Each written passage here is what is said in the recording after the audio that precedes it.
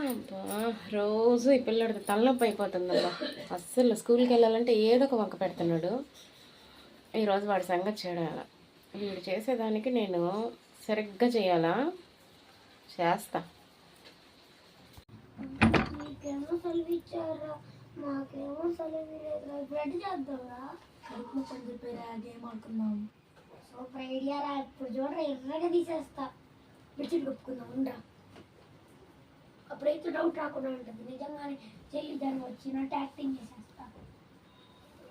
ఏందిరా వాడు బెడ్షీట్ కప్పుకొని పడుకో ఉన్నట్టు స్కూల్ టైం అవుతా ఉంటా. ఏందా కడుపు నొప్పి? కడుపు నొప్పి, జ్వరం వచ్చినట్టుందా? అయ్యో జ్వరం కూడా వచ్చిందా? రే చూడరా వాడికి జ్వరం వచ్చిందేమో. కాలిపోతుందా? ఆహా, ఇప్పుడు దాకా బాగుండింది కదరా. ఏది నన్ను చూడండి, నన్ను చూడండి. ఏం కాళ్ళ బాగుంది.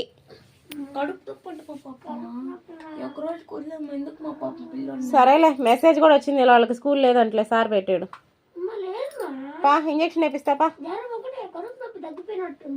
అవునా, కాసేపు అయితే జ్వరం కూడా తగ్గిపోయేటట్టుందా? సర్లేపా ఇంజక్షన్ వేపిస్తాపా. ఏం జ్వరం ఉందన్నావు కదా? జ్వరం కూడా వెళ్ళిపోయిందా? ఒక దాకా సెలవు ఇచ్చారు స్కూల్కి కదా కౌశి. స్కూల్కి సెలవు లేకపోతే పోదు కదా. కడుపు నొప్పి తగ్గిపోయింది, జ్వరం తగ్గిపోయింది కదా. ఒక దాకా సెలవు ఇచ్చారు కదా.